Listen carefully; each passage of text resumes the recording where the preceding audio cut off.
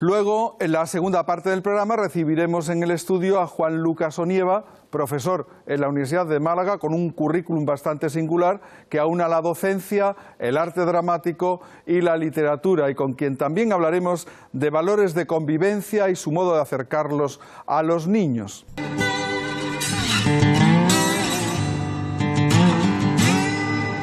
Juan Lucas Onieva es doctor en Educación, máster en Prácticas de Innovación Educativa y licenciado en Arte Dramático. Desde el año 2009 imparte docencia en la Universidad de Málaga. Hoy le hemos invitado porque ha escrito un diccionario de palabras esenciales para la convivencia. El convivenciario. Bienvenido, muchísimas gracias por compartir con nosotros estos minutos. ¿Qué tal? Gracias a vosotros. El libro consta de 25 palabras, ¿no? Exactamente. Son 25 valores. Eso es, 25 valores ordenados de orden alfabético, y la idea de que cada uno de esos valores, pues bueno, tratar de ayudar tanto a padres o a docentes a ir inculcándolos, desarrollándolos en sus alumnos o en sus hijos. Porque la impresión que uno tiene leyendo el libro es que es como un libro que ayuda a los profesores a hacer talleres de convivencia, ¿no?, en clase, o incluso también a los padres, ¿no? Sí, por ejemplo, en el aula podía ser un momento, ¿no?, como tú bien comentas, de hacer un pequeño taller y de trabajar pues un valor determinado y bueno, pues a través de los cuentos y de las actividades que viene con cada uno de esos valores. Porque el libro está estructurado como un diccionario, pero tiene también cada palabra tiene un cuento, una historia que ilustra, ¿no?, lo que significa esa palabra relacionada con la convivencia, ¿no? Exactamente, cada valor viene acompañado por una bonita ilustración, por un cuento breve, una breve definición y luego 5 preguntas reflexivas o 5 actividades con las que bien trabajarlas en casa o en el colegio. La primera palabra que eliges es agradecido, ¿no? Que yo creo que ya marca un poco el tono del libro, ¿no? Sí, hablemos de ella.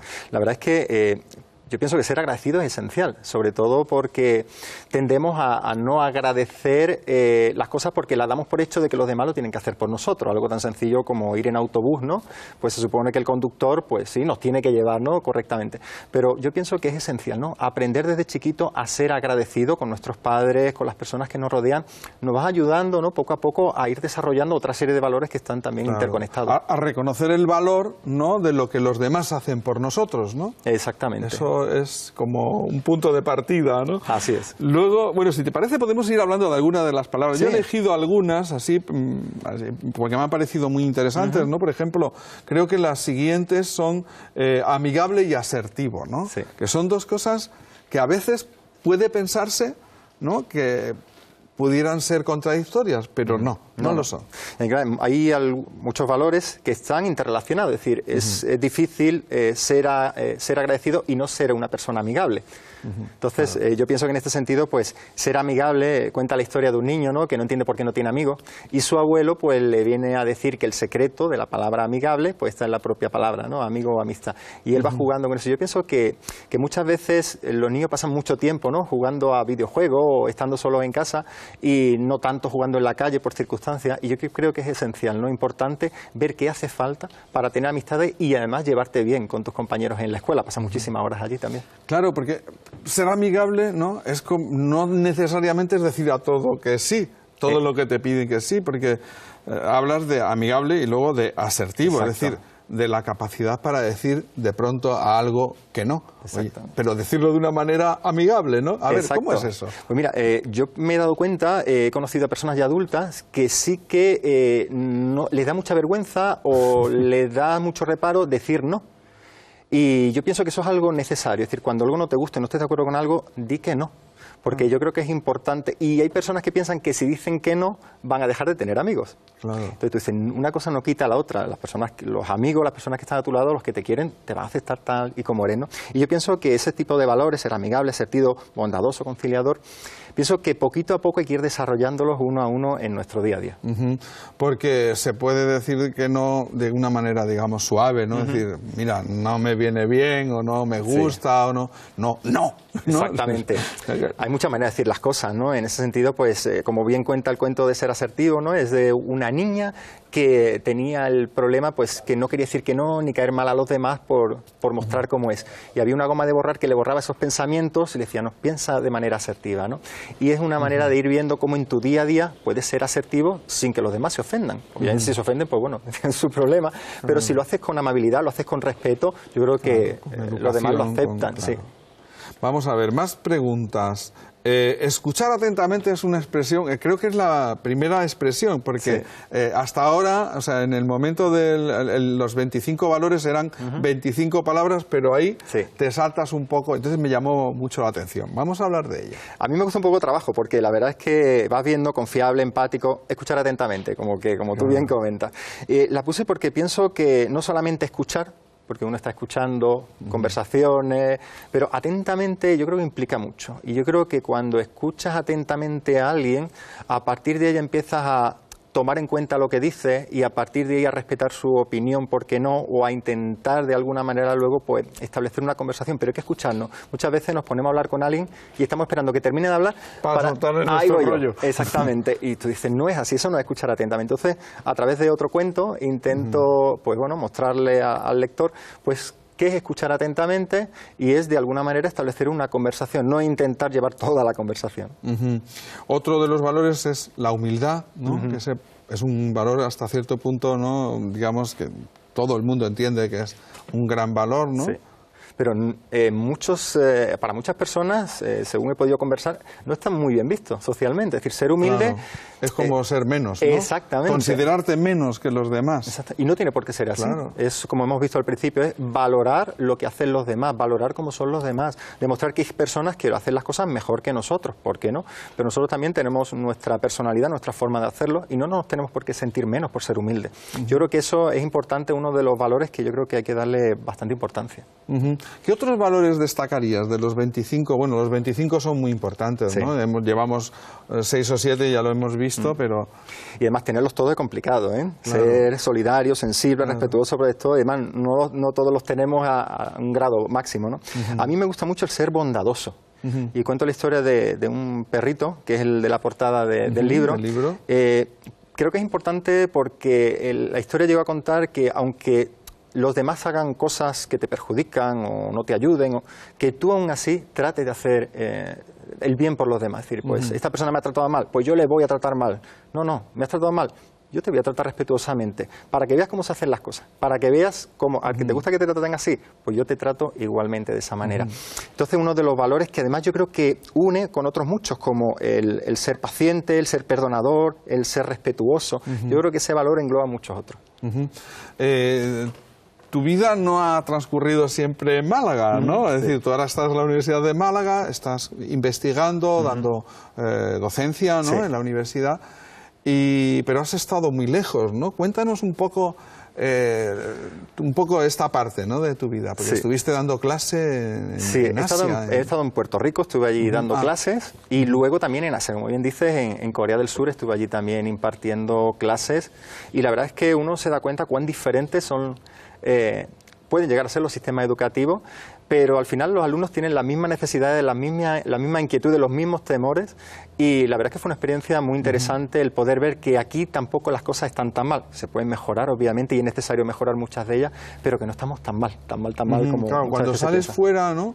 Pues tienes como referencias y tal. Hablemos un poco de tu experiencia en Puerto Rico, porque sería en castellano, ¿no? En español, ¿no? Exactamente, sí. Allí se habla inglés y español igualmente, son las dos lenguas oficiales, pero daba clases de lengua.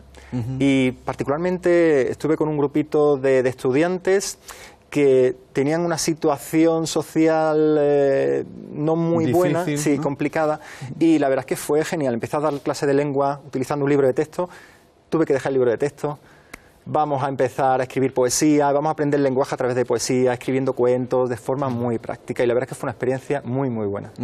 ¿Y en Corea? ¿Cómo daban las clases? ¿En inglés o...?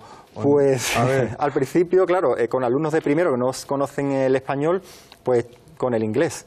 Pero luego lo mejor es, vas hablando con ellos ya cuando saben un poquito y tal, las 2 o 3 semanitas en español, y te das cuenta, me llama mucho la atención cuán respetuosos son los estudiantes surcoreanos. Es una cosa increíble cómo te saluda, se inclina, el trabajo te lo dan cogiéndote del brazo.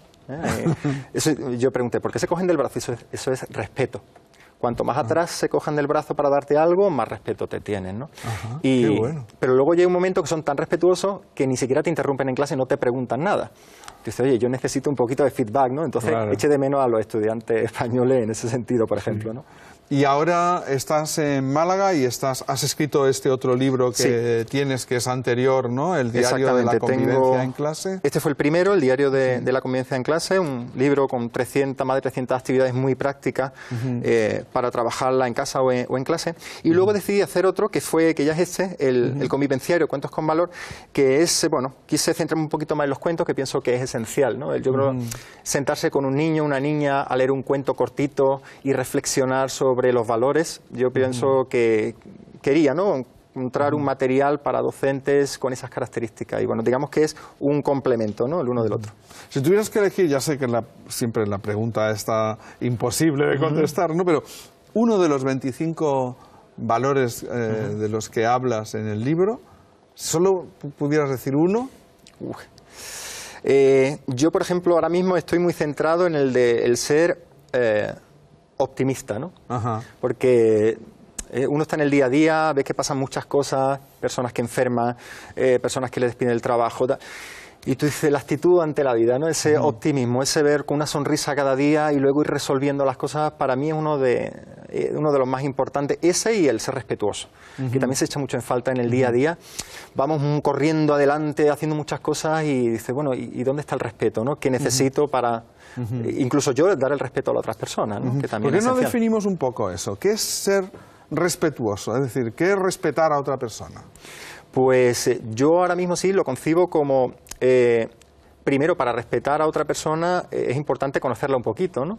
Y saber dónde están las limitaciones, porque quizás puedes llegar a alguien y decirle algo para esa persona una falta de respeto y quizás para otra no, ¿no? Entonces yo pienso que para eso es importante conocernos un poquito. Y a partir de ahí, el tema del respeto parte de aspectos como tratar de que la otra persona se sienta bien, fíjate, no es que no se sienta mal, que se sienta bien a través de actitudes, claro, luego como hemos dicho antes está relacionado a otros valores, con el ser agradecido, hablarle de forma empática, el ser empático.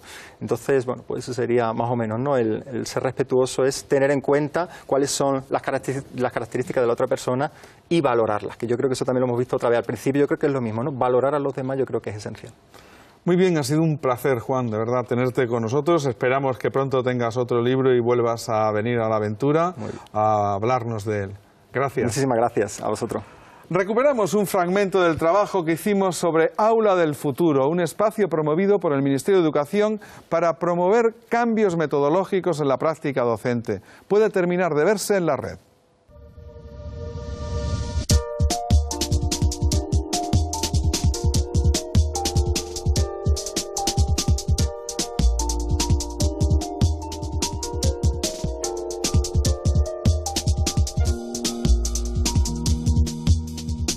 El aula del futuro es un concepto que apuesta por la educación del futuro y en ese espacio se integra por un lado la tecnología, por otro lado la distribución del mobiliario, pero sobre todo incluye una serie de